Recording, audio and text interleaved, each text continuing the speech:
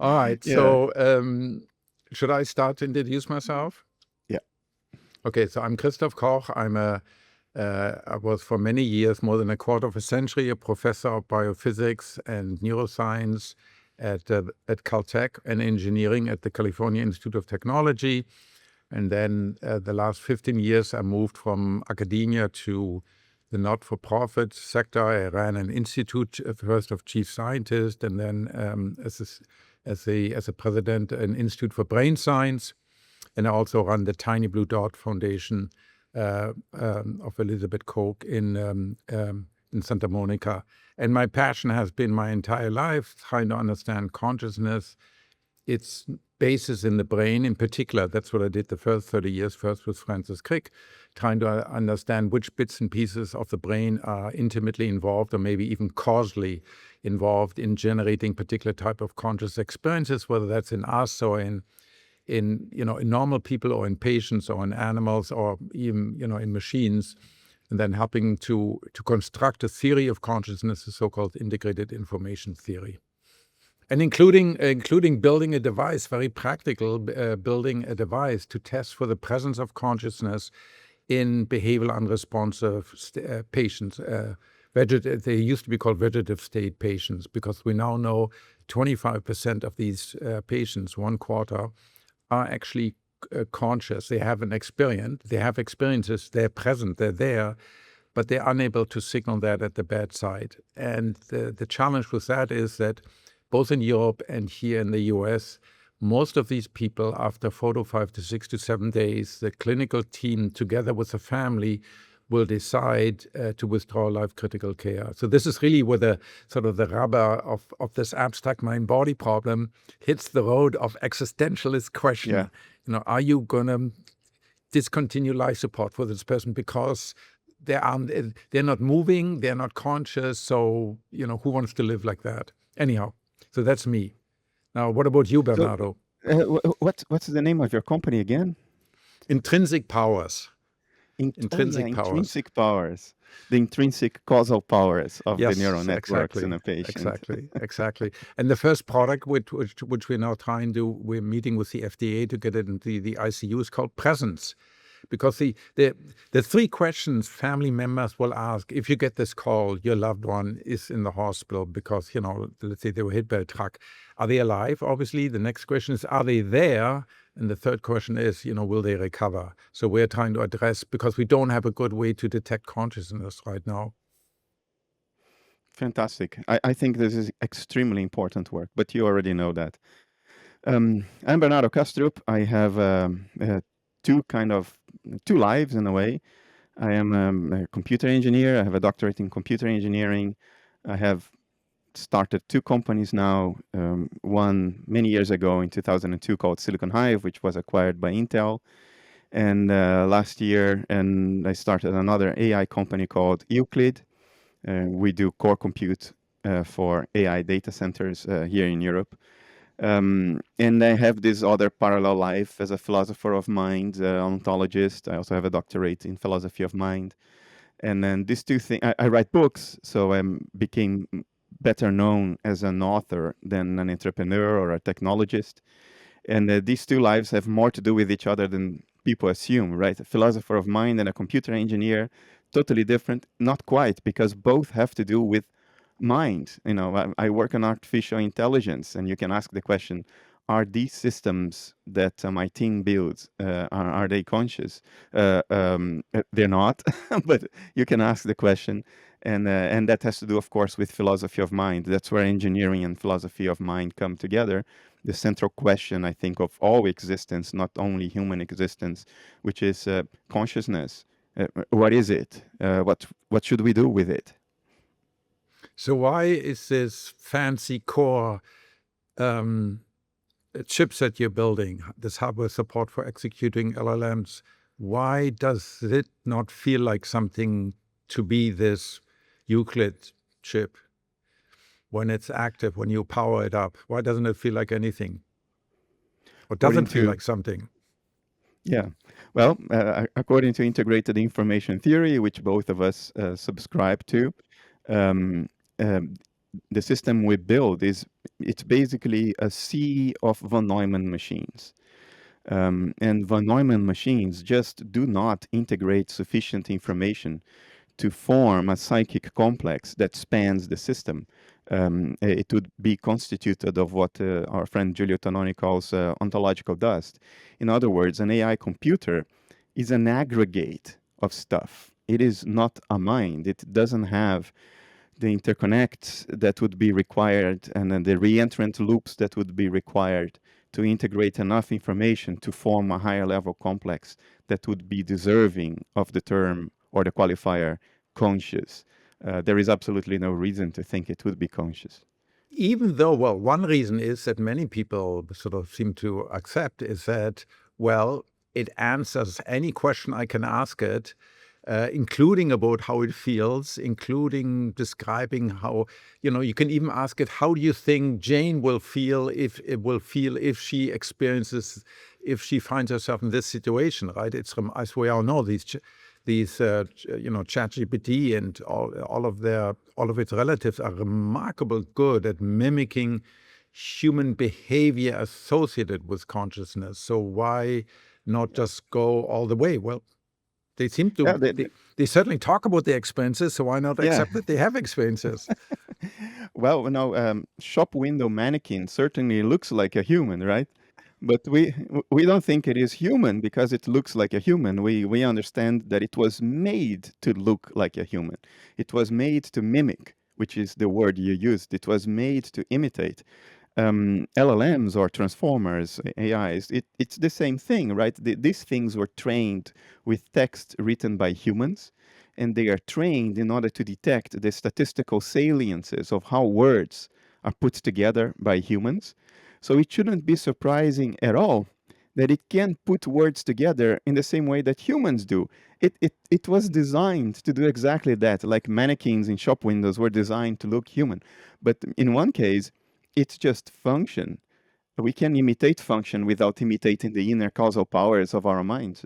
But then you seem to be implying that no matter how these machines are construed, if they're designed to mimic human functions, like speech and text and language, they could never be conscious? No, I don't think that. And I know you don't think that either. I think we will be able to create artificial consciousness. I see nothing fundamentally preventing that from ever happening. But I think when we do that, this artificial consciousness will look like a bacterium or an archaeon. It will look like a living thing. Maybe you can build a machine that has the interconnect richness and all the reentrant loops that, according to IIT, would lead to an integrated complex.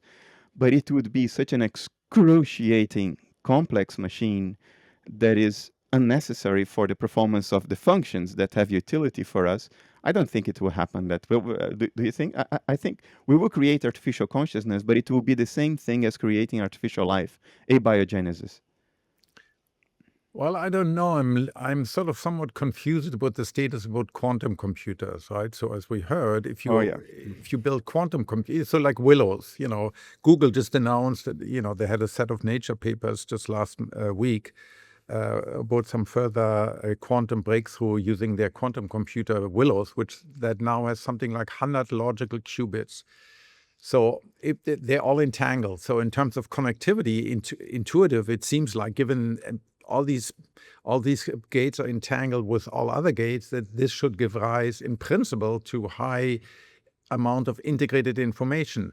Now, it may be tiny compared to your or my integrated information in my brain, but I cannot exclude that it does feel an itsy bitsy bit like a quantum computer.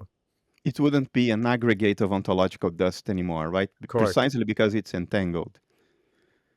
So are you open to that there could be something it is like to be a quantum computer? Yes. Wasn't that okay? So for the benefits of the audience here, Bernardo and I just came from a workshop that we had co-organized with two colleagues in Zurich and in Austria, two quantum physicists, and that was entitled Beyond Physicalism.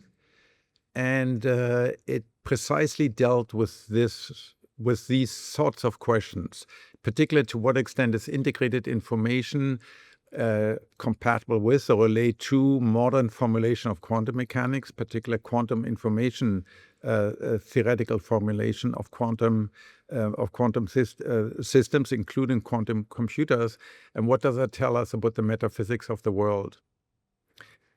And it was really driven by three challenges. Before we talk more about the specifics, the three. I mean, why did we entitle it Beyond Physicalism? So physicalism has had two major challenges.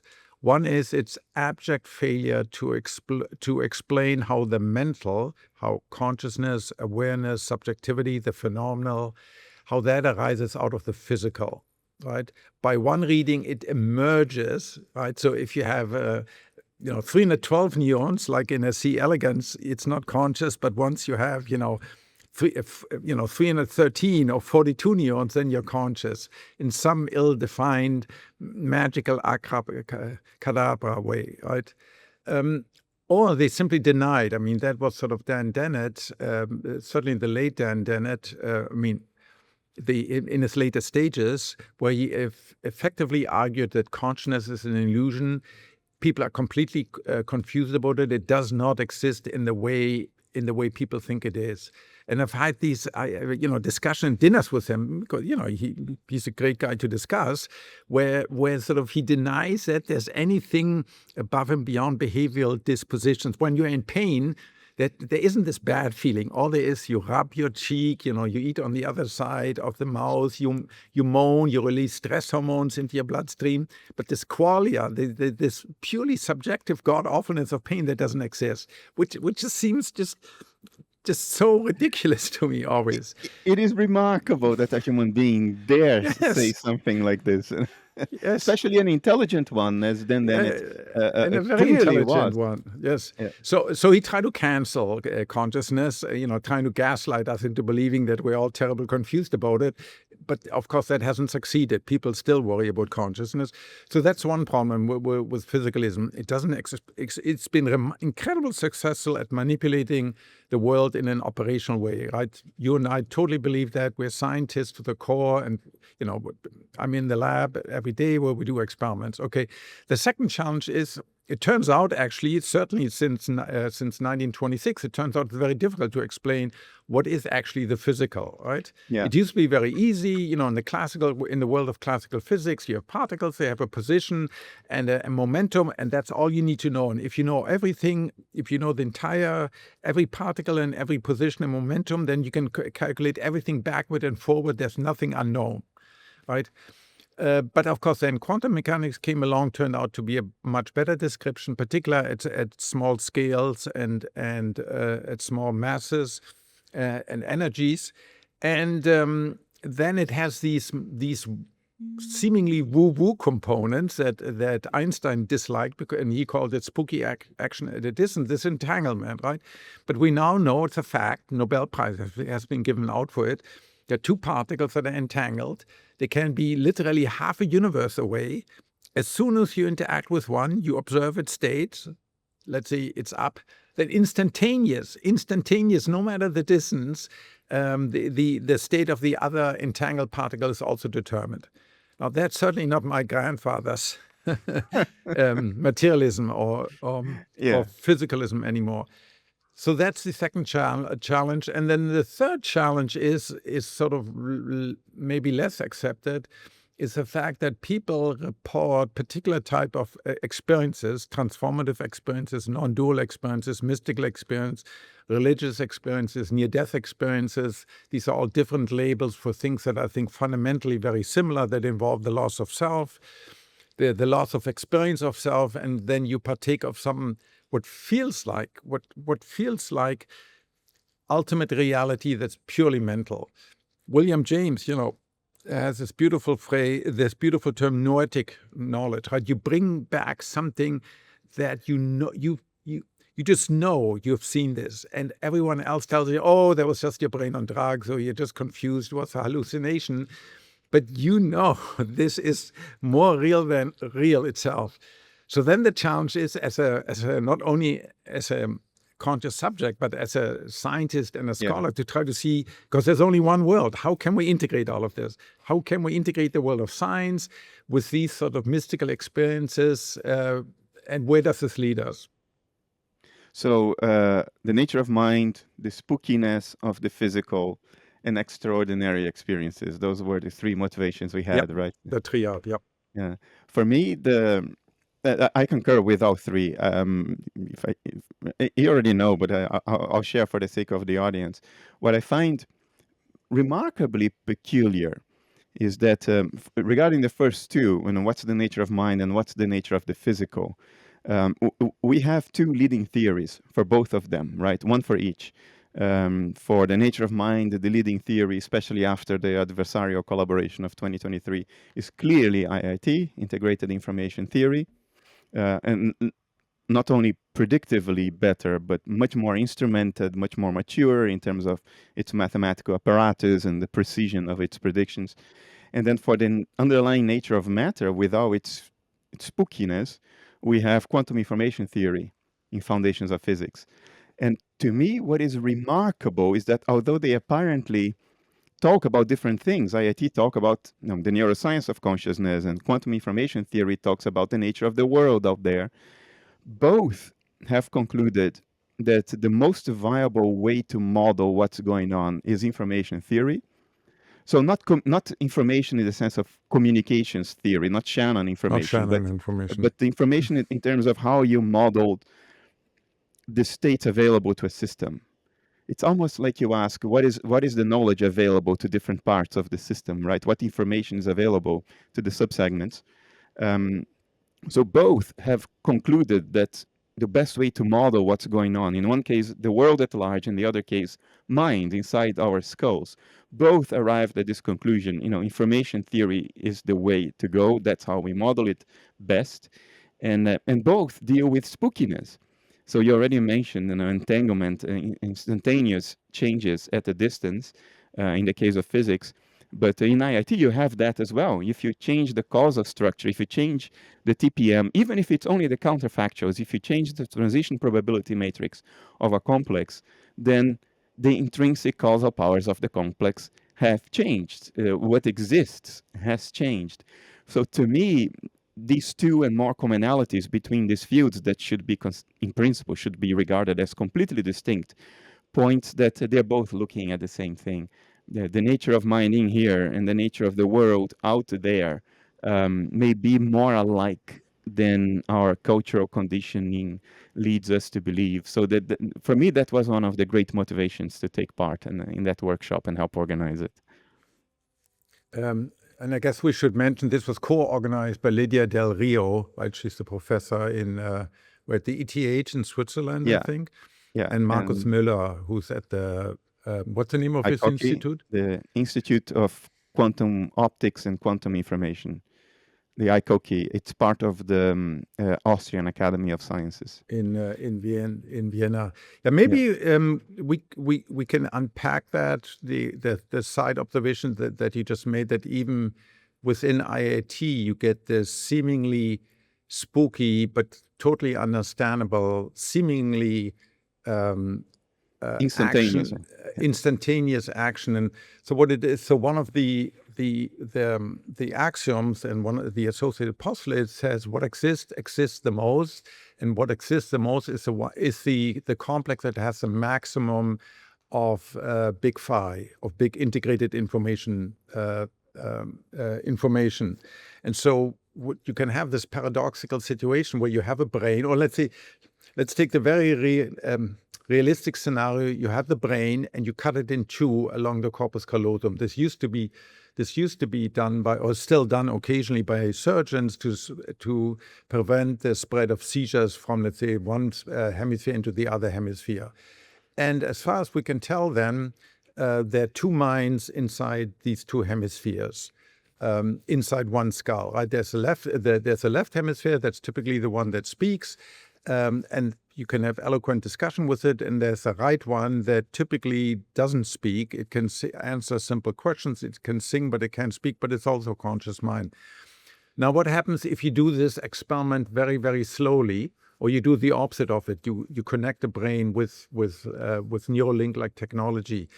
So in principle, IIT is very clear on this. You can have the situation where you still have a whole bunch of these axons that make up the corpus callosum present. You still have a maximum, right? The maximum that goes across both hemispheres. And the So one maximum is consciousness, yeah. in the main consciousness, which is bigger than the integrated information in the left and in the right. Then you cut one more axon. And at this point, you can imagine the scenario where suddenly the integrated information just within the left hemisphere or just within the right, either one, exceeds the integrated information across sort of the remaining encallosal bridge. Yeah. And it happens instantaneous because it's ontological, given what exists the most is the maximum. So it doesn't have to propagate at some finite speed, following special relativity. Instantaneous, without anything else changing. There are two conscious minds now. Before you had one conscious mind that was integrated, and now you cut this one axon and instantaneously you get two minds. So and that would be the case even if that final axon is not firing, is not active. Even then, it would still be the case, correct? Correct.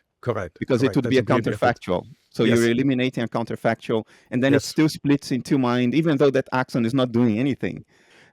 Don't you find it remarkable that you have this very specific, it's not a generic effect, it's something very specific. No signaling, but still instantaneous change at a distance.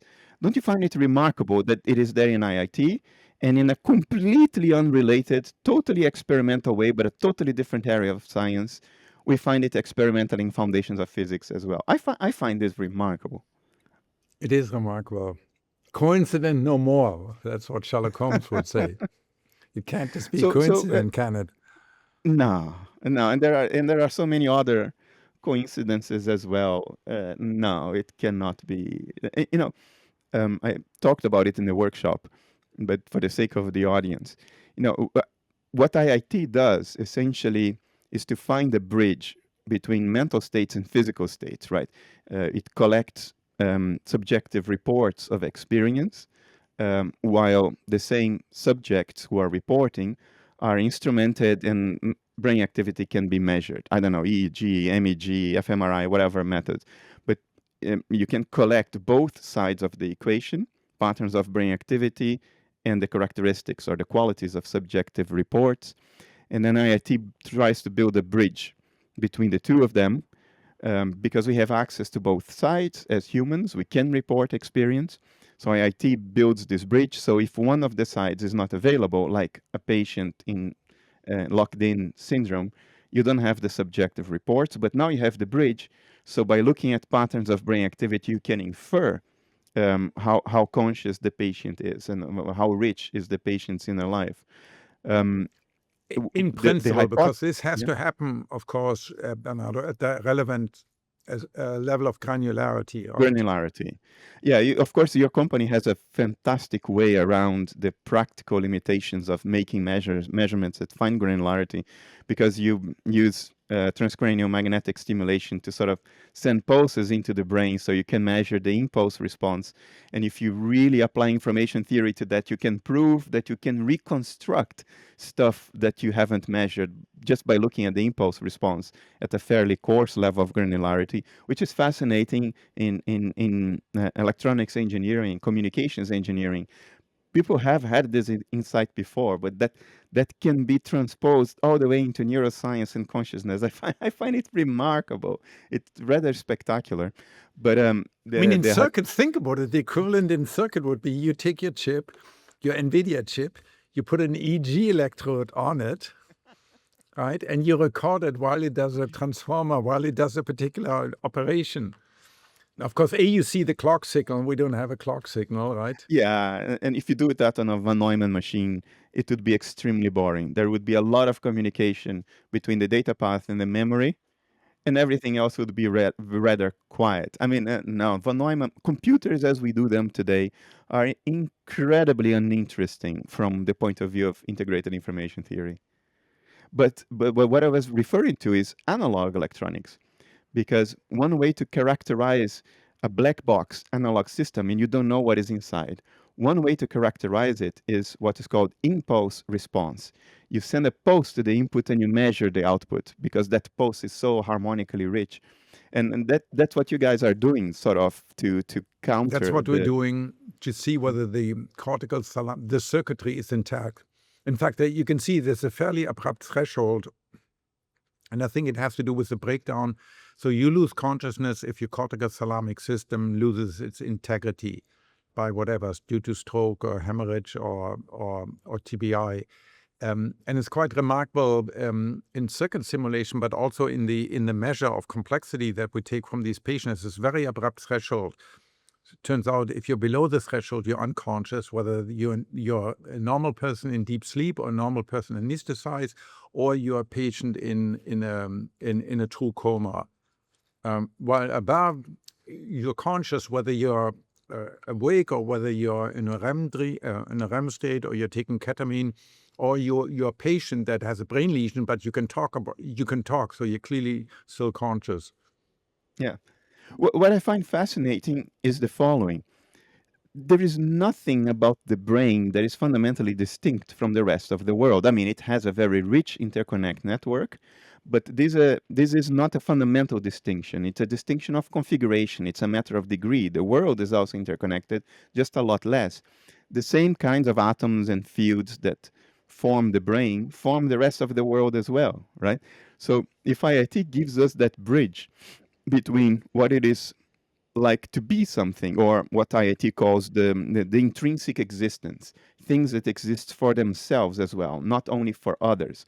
Stuff that I perceive exists for me, but maybe not for themselves. They exist only insofar as I'm perceiving them. But IIT looks at real existence, things that exist for themselves. And the theory gives us sufficient instrumentation to answer questions about true existence when it comes to the brain. Why couldn't it do that for the rest of the world as well? Because regarding the rest of the world, the way we sort of cut up the world into segments is completely nominal. It's done for convenience.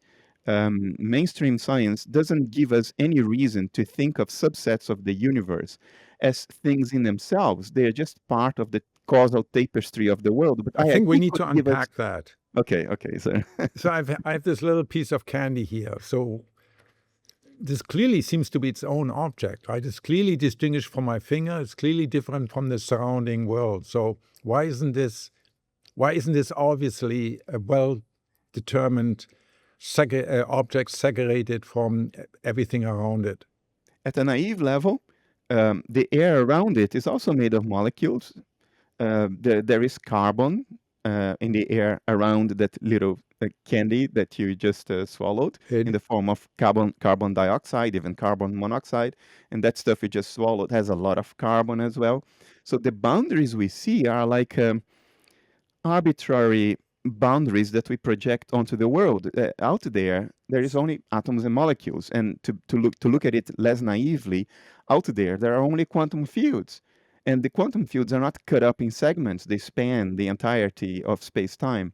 So these differences we see, they are nominal. They are for convenience. You need to buy candy, so you need to have a word to refer to that segment of the tapestry of existence that you want to eat. So we give a word to it, and then we confuse words with things. We think that things we have words for are things. But this goes wrong. Like, look, this is a fist. We have a word for it, right? It's a fist. Where's the fist now? It has disappeared. It violated all kinds of laws of conservation in nature. So we project the structure of our language onto the world, and we take the ontological structure of the world to be the structure of our language, which is absurd. So from a mainstream science perspective, there are no things at all out there. There So is you're just saying if I'm not conscious, there's only fields, there's only dust, fields, quantum well, fields. I'm There are not no even going. trees, there are no dogs, there are no stars and planets. Because Yes,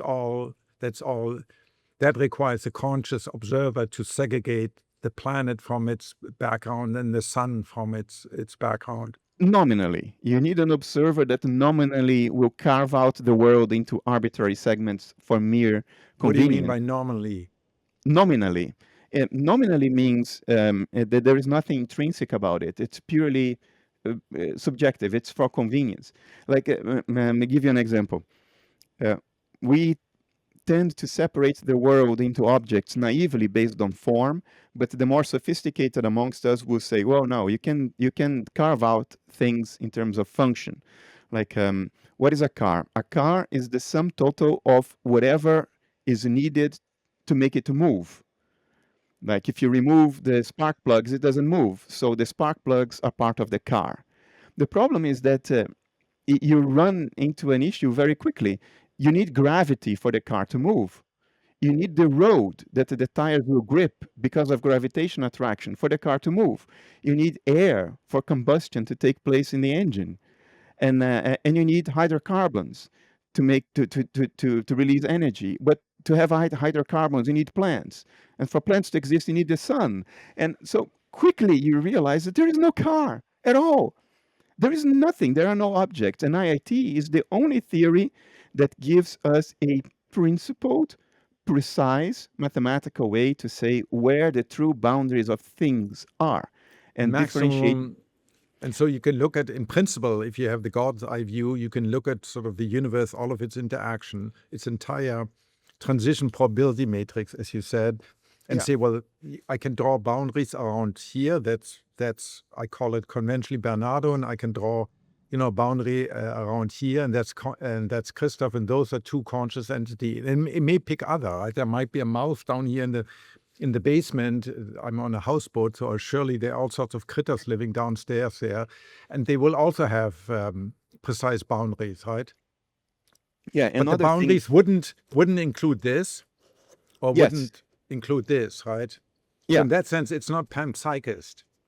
Correct. Oh, it's not panpsychist at all, right? I think you must not understand IIT to even consider the possibility that it is. Well, I mean, it does have some panpsychist intuition. So it says, in principle, an amoeba, or a single cell, because the vast complexity of its protein-to-protein interaction may well also be a local, it may feel like something to be a little single-cell paramecium, for instance, right?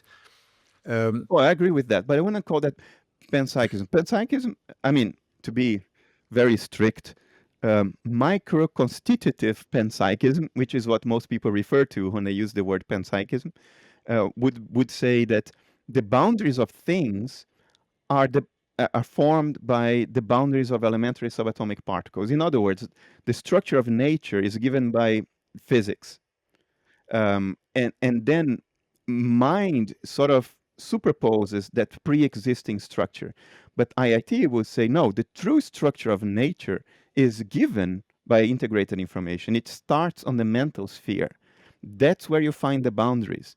And the physical boundaries, okay, that's separate. It's not that every complex will fit neatly with the boundaries of the elementary subatomic particles. You can have complexes that span gazillions of subatomic particles. Like your brain. Like my brain. So what that also says, that your neurons aren't necessarily, the individual neurons aren't conscious, nor are the organelles inside the neurons. Yes. But your brain, whatever the relevant, we call it neural correlative consciousness, is that substrate, that is what is the physical substrate of your conscious experience. Yeah, and it's the only way that works if you really understand physics, because in physics, a lot of people, even in universities and scholars, people in other areas, maybe even some solid state physicists, which is a major sin, but I think they exist, who think that elementary subatomic particles really exist as little things with discrete spatial boundaries. This has been shown not to be the case in physics, at least since Richard Feynman, arguably since the late 1920s. In other words, like a century. What physicists refer to as elementary subatomic particles, the word particle is a historical throwback. We used to think in terms of distinct objects with discrete spatial boundaries, but today particles are just patterns of local excitation in quantum It's fields. I hear you. It's just so difficult. Have you ever read George Gamow, Mr. Tompkin in Quantum Land, or Mr. No. this famous physicist who did all these simple illustration to illustrate quantum mechanics and general relativity? I mean, it's so difficult to get rid of this intuition that atoms are little, billiard balls, right? And they're It's positive horribly charge and difficult. negative change, because that's the only way we can sort of intuitively think of, most of us anyhow, think about it. And that's why we keep on using the intuition as a convenient fiction that we know to be wrong. But when you are doing theorizing, like panpsychism, it's not forgivable then to mistake the convenient fiction for a physical fact. There are this is not a fine point. This is a in-your-face point in physics. A lot of stuff would stop working, would stop making sense if we persist in imagining particles as little tiny billiard balls with discrete physical boundaries, as opposed to just ripples on the lake. If you see a ripple on a lake, you can localize it. You can point at it and say, look, there is a ripple. It has a speed of movement. It has a location. It has physical characteristics, height, breadth, and so momentum and all that. But it's not a thing. You can't take the ripple, put it under your armpit, under your arm, and carry it home with you, because there is no ripple. Yeah, there you go. There is no ripple. There is only the thing that ripples. It's like saying that the choreography is a thing. There is no choreography. There is the dancer. The dance is the dancer in movement. It's not a separate thing. Or the spin of a top. There is no spin separate from the top. The spin is something the top does. So what we call particles is just what fields do. It's like the lake rippling. And if you It's a discard convenient abstract. I mean, would you agree to call it a convenient abstraction? Extremely. Because even in high energy physics, when you are doing, energy measurements with a calorimeter and you're building a histogram of it, you see the impact points where energy was deposited. It's very convenient to imagine that a little billiard ball went in there and interacted with your scintillating tile. It's very convenient to imagine things this way. I mean, But that's if right. we- You worked at CERN, right? yeah. And isn't this how people think about it? Do the physicists at CERN, do they still think about little point-line particles? Not in the papers, of course. Not in the No. papers, but when they talk? No, not really. No, no, not at CERN. Because look, so many things would completely stop making sense. At CERN, we see all But they the talk time. about the Higgs particle. I Yes, mean, a but lot of press. The God that's particle. true. It's a metaphor, and that's hard for people to understand. It's just a metaphor. Let me give you an example. We never measured the Higgs boson. Why? Because it's too unstable. It decays into other particles almost immediately before it interacts with any measurement surface. So you measure two muons, for instance. It's one of the decay paths of the Higgs boson. It becomes two muons. But the Higgs boson is not made of two muons. There aren't two muons inside the Higgs boson. So if you understand particles as little billiard balls, then two miracles have happened. The Higgs boson miraculously disappeared into nothingness, violating all kinds of conservation laws in physics, and miraculously two muons popped into existence out of nothing. That's what you get too if you imagine these things as particles. So they're not, they're ripples. And ripples, when they lose energy, they change physical characteristics. So you describe the original ripple as the Higgs boson, and what you measure is two muons, which is the same thing. It's just a decaying ripple. Nothing popped in and out of existence. The quantum foam that people talk about, virtual packed particles in a vacuum, these are not miracles. You don't have things miraculously popping in and out of existence out of nothing. It's just that the lake ripples naturally. Which is an interesting epistemic step that physics has taken over the course of the 20th century, right? They used to actually detect things, like the detection of the electron, right, was actually, detected on using cathode ray. But now it's more and more things are inferred, right, not even directly detected anymore, as you just gave the example of the Higgs, right? It's based Yeah, on certain patterns of decay that are compatible with the idea. And of course, this correct. is true for anything else in the world, right? Anything about science is always inferred. Yes, yes, but what we do detect is often so enormously compelling. It's hard to not infer, if you know what I mean. It's so precise and so distinct and so compatible with the sophistication of the theory as it predicts what we see. It's very hard not to infer. But then you get all sorts of pathologies. You get pathologies where people try to derive like string theories, ever more abstract theories that are very elegant Yeah, mathematically, but that have no basis in reality. And you also get this confusion between this is a convenient picture of the world and saying, no, this is the world, right? yeah. Like where you step from an operational description to saying, no, this is really what exists out there. This is a danger, and this happens a lot in science. I will acknowledge that people mistake convenient fictions for established facts. I think most people listening to this would think that Newtonian gravity is an established fact. You know, an invisible force that acts instantaneously at a distance between faraway bodies like the Earth and the Moon. Well, that convenient fiction has been discarded already over 100 years ago because it didn't explain the orbit of Mercury. So now we have another convenient fiction. There is no such a force as gravity. It's the fabric of space-time that bends and twists. Lo and behold, that predicts exactly the orbit of Mercury, but there will be some other convenient fiction in the future, like in loop quantum gravity, in which you discard with this idea of a twisting fabric of space-time. So these are useful fictions, and they allow us to predict what we will see next. Okay, so But you see, I just note you use two very different languages. Early on, you said so compelling to infer this, but now you insist rightly that it's still a convenient fiction. yes, and maybe it's a schizophrenic mode of thinking, but the fictions are sometimes so incredibly useful. They are very compelling. Look, even if the Higgs boson, the important thing about the Higgs boson, by the way, is that it betrays the presence of the Higgs field. It is the Higgs field that explains inertia. It's the stickiness of the field that prevents everything from darting Moving on. around at the speed of light. In other words, inertia.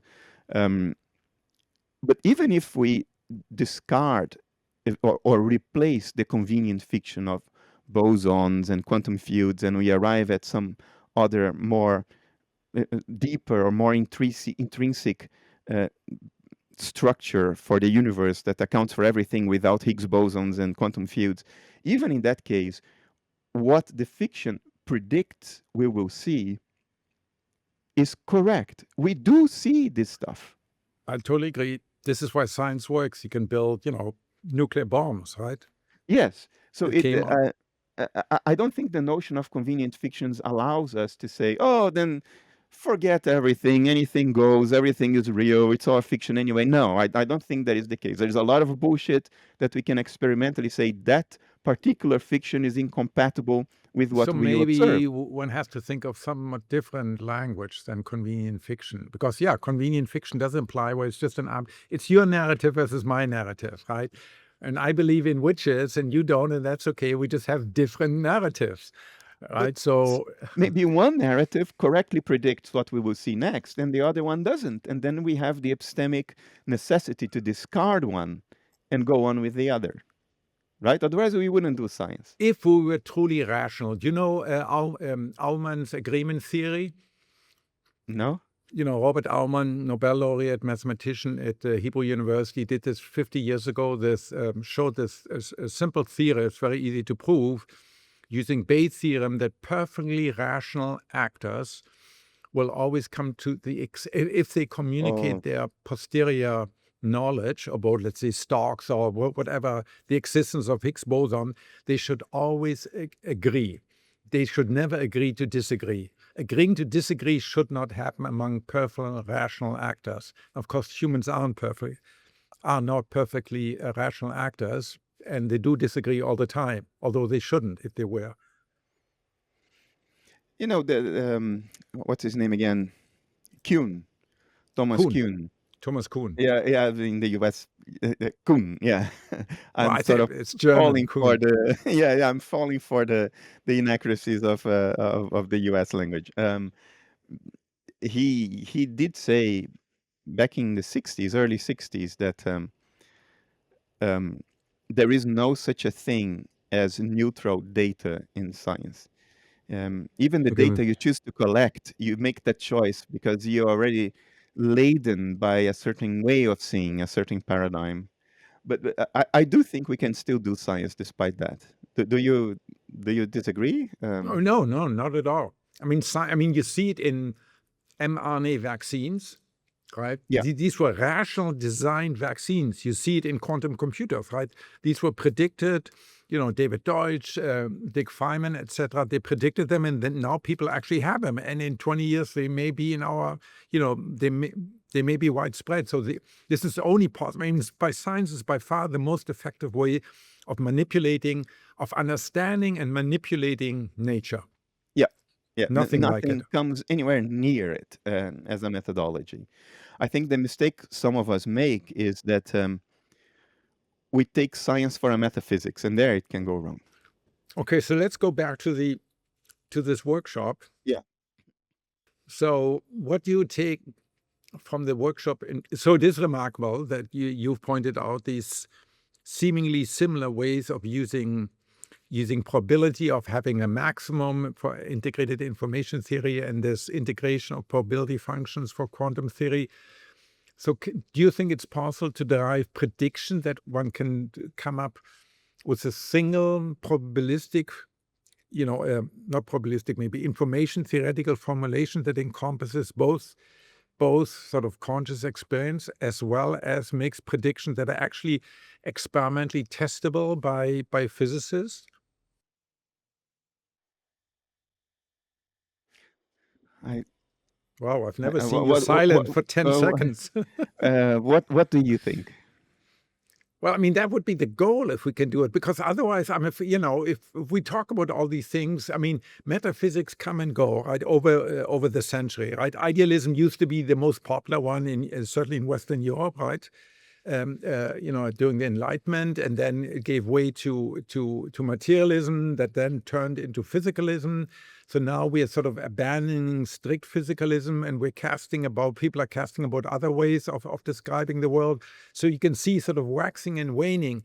But I do believe, different from, I know, from many philosophers of science, that there is an absolute truth of the matter, and that we should be able to, by approximation at least, get closer and closer to a better description of Yeah. everything that is, including the mental and the physical. Because we all live in one world. We can't have two separate descriptions for consciousness and another one for matter and space and time and energy. The reason I hesitated was that to do an experiment about the predictions of what intrinsically is, in principle, would require reporting, right? And living beings can report, but for the rest of the world, if we extrapolate IIT beyond the nervous system and we apply it like a PHI scan to the world at large, which is what we were trying to do at the workshop. We were trying to sort of merge IIT and quantum information theory and apply it to the universe at large. Most stuff can't report to you what the intrinsic view is, unless we developed some extension of now it's Sushi's no report paradigm to nature at large. How would you see us going about that? Well, if the report is so, any theory of consciousness, first and foremost, has to be tested in humans for the reason you mentioned, in adults who can speak about it, right? You and people like you and I, right? Because that's the only way we can be sure. Because consciousness in others is always just like the Higgs boson has to be inferred. It can never be directly accessed. Although even that may change with technology, right? So IIT certainly considers experiments where using essentially the inverse of a split brain experiment, where I connect my brain to your brain using some technology. At some point, there would be Bernardo Kastrup Ubermind, And so there are certain things that or according to Hartmut Neven, right, the physicist we invited who couldn't come, unfortunately, in principle, if we have a quantum computer, a system of entangled qubits, and the brain also uses entangled qubits as a basis of consciousness, and we bring them into entanglement, then you should be able to expand your consciousness. So those are things that, I mean, I agree right now we can't do them. Maybe we can start doing them in mice in a couple of years. So I don't think it's out of the question that we can test some of these things. I remember that there's this famous quote, Auguste Leconte, the father of positivism. He said, he said, we shall never know what other stars are made out of. And this was 20 years before they discovered helium in the atmosphere of the sun, right, using spectroscopy. So I think it's very rash to say something science cannot do.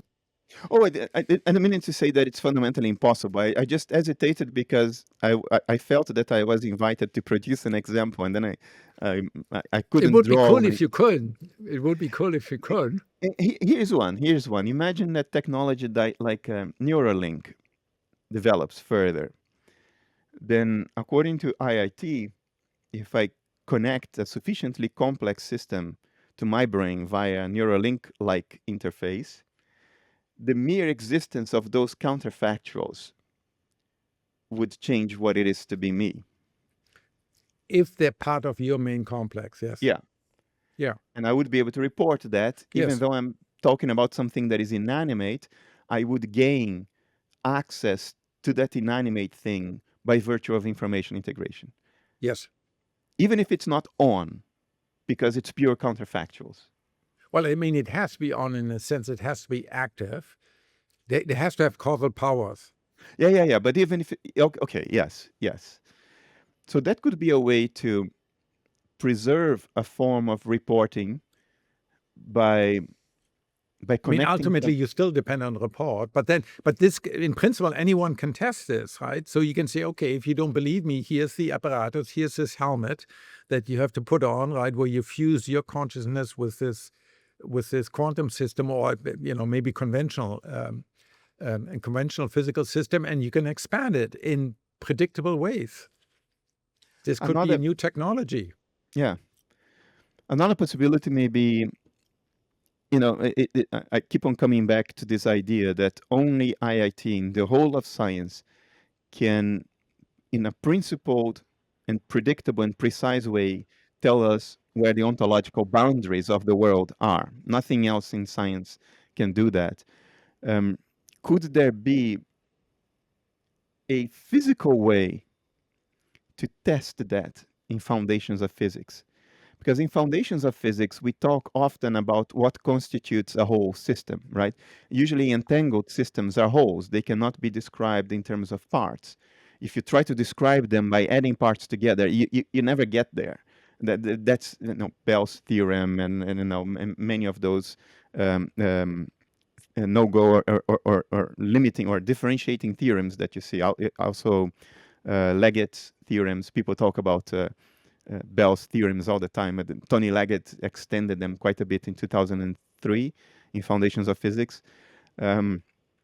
Maybe whole systems, as opposed to aggregates, have produced detectable physical differences that do not depend on reporting.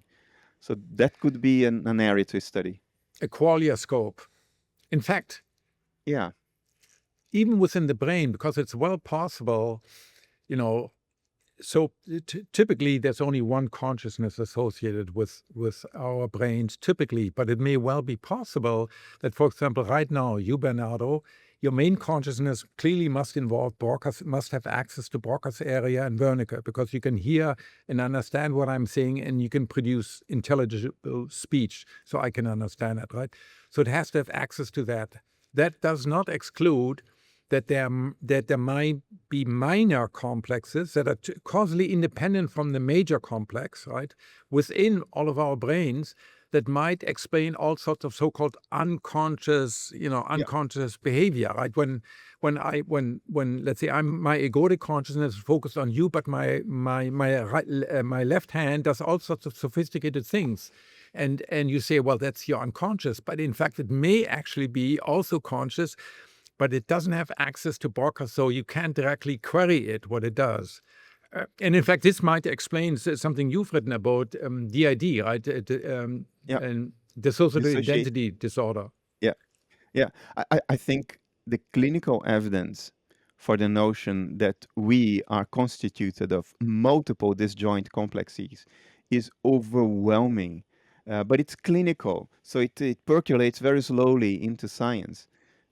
Haven't you had that experience yourself? Like you suddenly become aware that you were dissociated, and then you integrate those two complexes and inherit the memories of both. Yeah, I'm less sure about that, because certainly the people with multiple personality disorder I've talked to, they switch off. So you can talk to someone, let's say they're present as a woman, and they have two personalities or more personalities. Some of them are male, some of them are female, and they switch off, right? So another hypothesis is that they switch off. There is consciousness one that has access to Broca's area, and that sort of goes away or is displaced by consciousness two, the other personality or the third personality, and they take turn rather than being simultaneous. I find this very difficult to. What you just described is the reboot hypothesis of DID. So it's been in the literature for a while. But What do you mean reboot? it's like you boot up in the Windows, and then you reboot into Linux, but you only ever have either Windows or Yes, Linux. yes. You never have okay, the both. reboot theory, yes. Yeah, so the reboot theory would contradict the co-consciousness theory, in which the multiple dissociative alters are concurrently conscious. But there is a lot of clinical evidence that indicates that there is co-consciousness. There is clinical evidence, for instance, that alters play trick at each other. So when one alter has executive control and the other one is in the background, it is playing tricks on it. It's trying to undermine the agenda of the alter that happens to have executive control. Yeah, but that could also be compatible with the reboot, right? You put something to prevent, supposedly they could also compete against each other in some sort of Darwinian, because many of these DID patients have typically 4 or 8 or 10 or 12 different personalities, right? That they all compete against each other. So I don't know. I find it very difficult to understand. I mean, all these people, of course, typically are physically or emotionally or sexually heavy abused. The most puzzling aspect of these DID patients is I've seen some data on people who are normally sighted in one personality. So you can do a Tubinger perimeter test, the test you do at the ophthalmologist where you map out your visual field. And then in a different alter, they're blind. And people have even done this EEG where you show, for example, signals at 1 hertz, pulsing signals. And if you record over the back of my head, you get nice visual, over my visual cortex, you get 1 hertz up and down signals. And in these people, in their blind personality, it's all distorted. Yeah. And it's mind-boggling. How does the brain in these people, how does it, because you put a gun to my head, I don't know how to, assuming my eyes are open, I don't know how not to see, right? I have no idea how this could happen. So but that doesn't settle the question of co-consciousness or not, right? No, it doesn't. It's just a fascinating phenomenon. No, it doesn't. I'll tell you something I never said in public. So here we go. When I was, 10 or 11 years old, my mother pulled me to the side. And I'm not going to tell you what motivated her to do that. It's a long story, but something happened that motivated her to pull me to the side and reveal to me a major family secret, which I did not know. If you had asked me 30 seconds before that whether I knew about the family secret, I would have told you in complete sincerity and absolute certainty, I have no idea what this family secret is about. The moment my mother told me what it was, I knew that I had Everything. always known it. In what way? Something in me always knew it, but it was not accessible to my executive ego.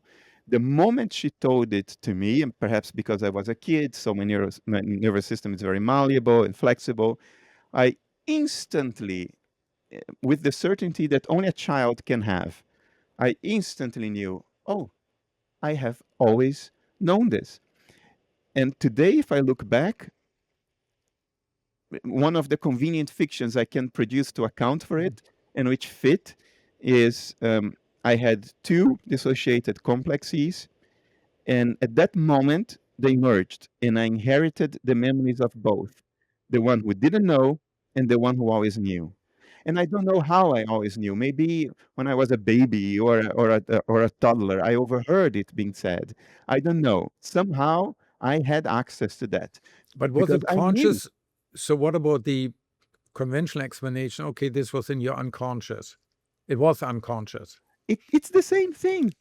Well, no, it's not the same thing. In one case, IoT would clearly say there's only this one major complex that in children may be less well formed, of course, as in adults.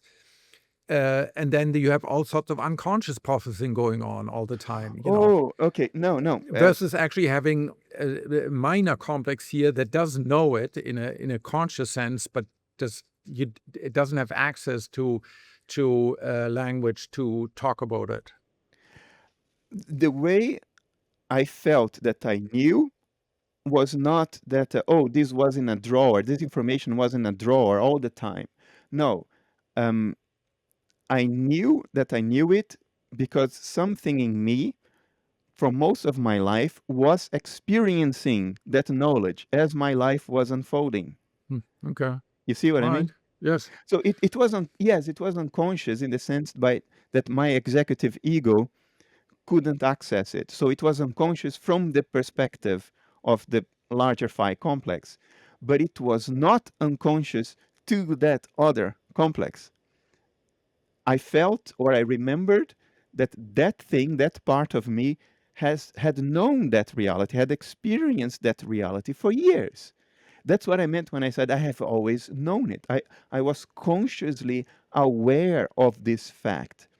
And I don't know how I came to know it. My hypothesis today is that, when you are a toddler, people talk about secret things next to you because they assume, Yeah, but you if you're a know, toddler, do you have the linguistic capability to pass sentences from other people, from, let's say, your parents?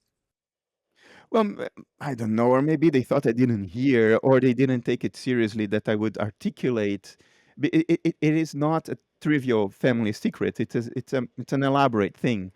And my assumption is that people were not careful around me when I was very young, and I registered it, but I was dissociated internally. I have multiple phi complexes. So the Or question is one phi complex leaves a trace for the major egoic one? Right? When you say I have, who said I? That I presumably is your major egoic complex that accesses Wernicke's and Broca, right? And maybe it picked up some traces from the left behind from the other minor complex. Because otherwise, if they don't interact, they never interact, right? How would this main complex interact with the minor complex? what Although if maybe my at some point they can merge. exactly that's my assumption. My mother's words triggered a merger. They integrated more information together, and So you felt some more whole afterwards? You felt more, absolutely. huh, huh, It's okay. yeah. You don't talk about t- this in your book, right? The Daemon no, and the West. no, because it's a family secret. It's not up to me. By the way, it's nothing extraordinary at all. It's amazing how families build a I whole understand. mythology. I understand. But I did have the impression of an integration, like two things just came together, and I Fusion. inherited the memory of both. Okay, well, so that would have been instantaneous. It was instantaneous. I think my mother primed me when she said, I'm going to tell you a secret. So nothing makes a child pay more attention than that, right? So I was primed. I had full attention in her next words. And when she said, there is one key word, one word that is about the secret, right? It's a very specific, unique word.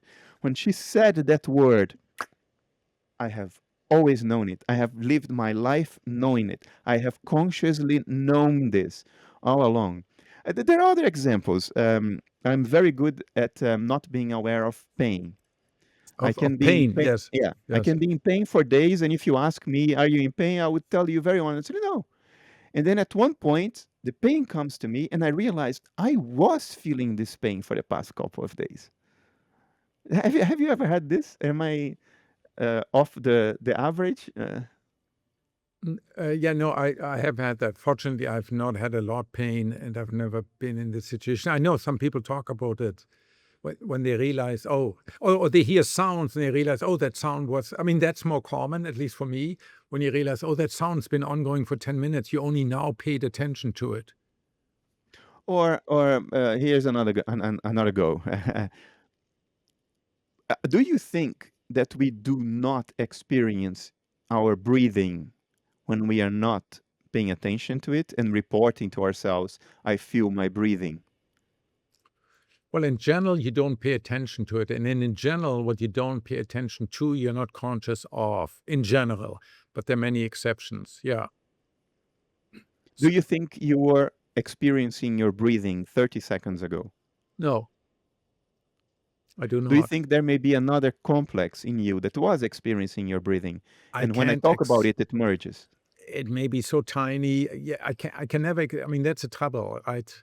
With this, unless we have a qualioscope that can really see, look in the brain, see, oh yeah, in the medulla here. So your breathing is way down in the medulla, right? There's this little neurons in the brainstem, and they form a little complex. So I can't, that's very difficult to verify. I can certainly, in my working memory, right, that spans probably several seconds, I can probably go to the beginning of that and say, huh, no, there was something funny. Suddenly I realized I'm panting. How would you model attention? Because you just referred to attention. How would you model it in IIT?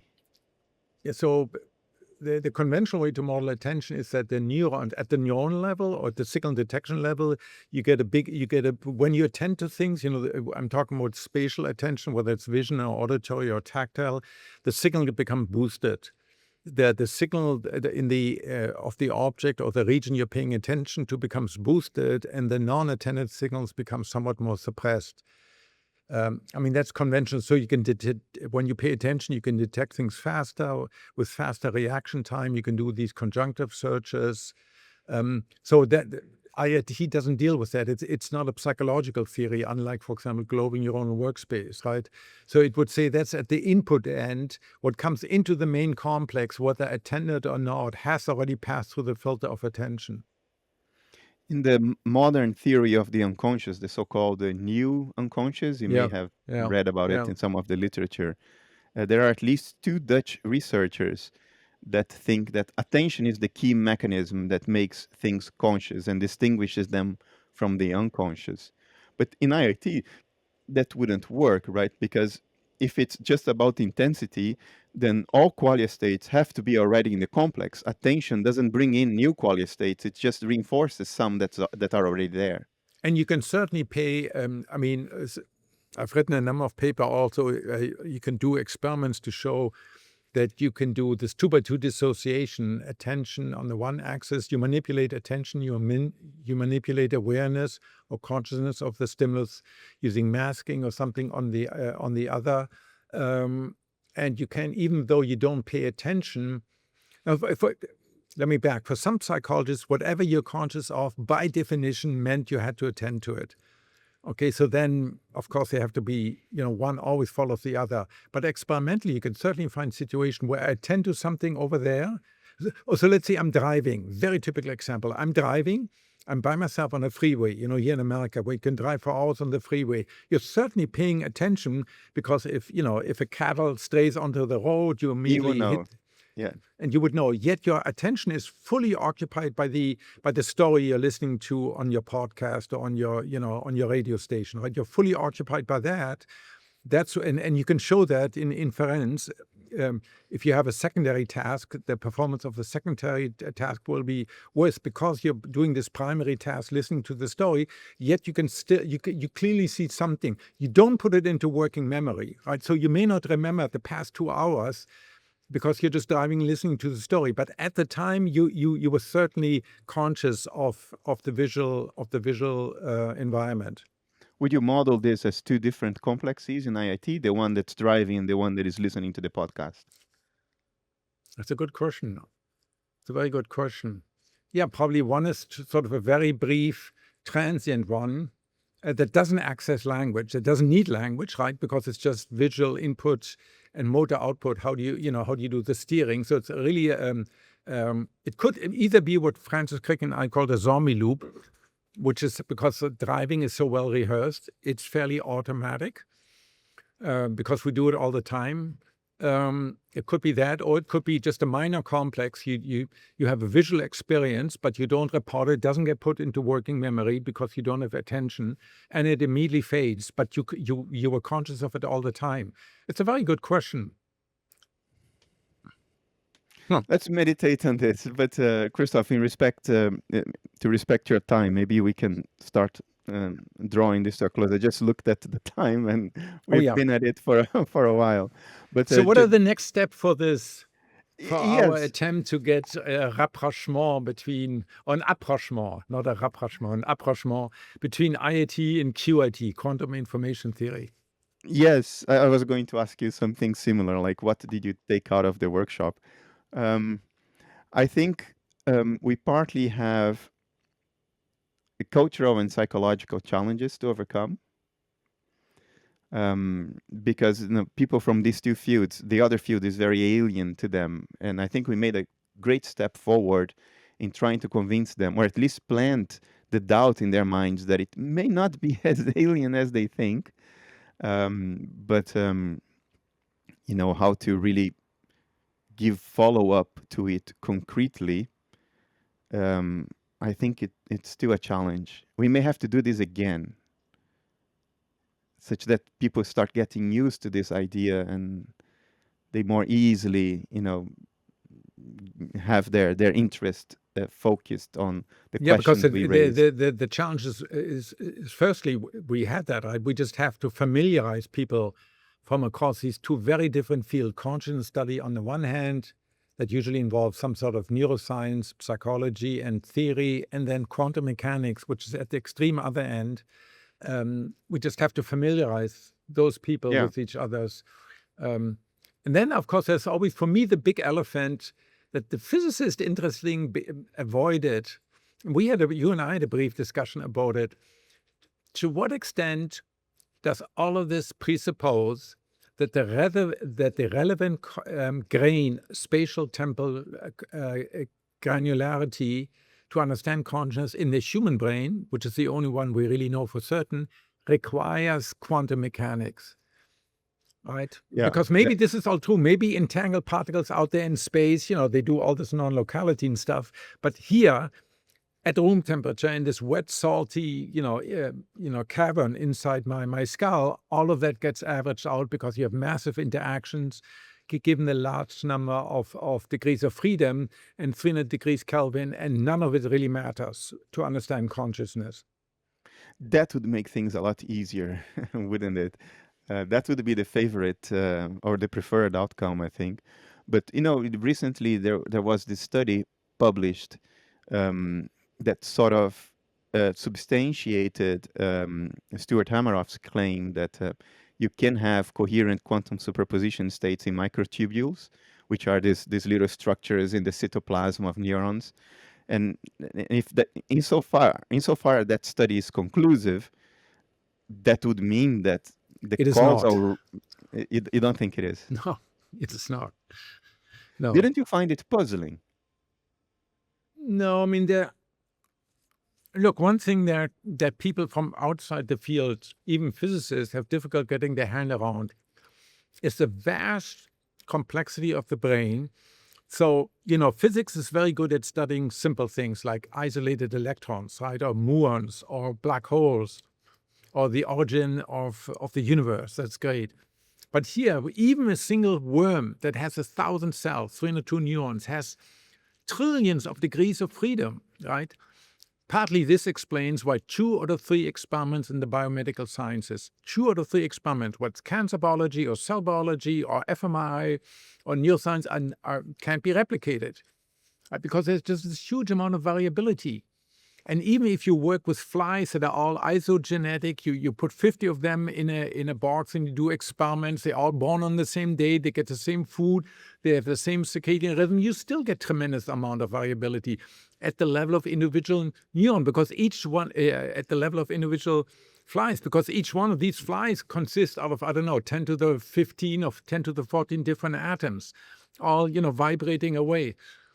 And so you really need very, very strong evidence. It's an extraordinary claim that quantum mechanics is necessary to understand anything in the brain, let alone consciousness. You need extraordinary evidence, and we simply don't have that today.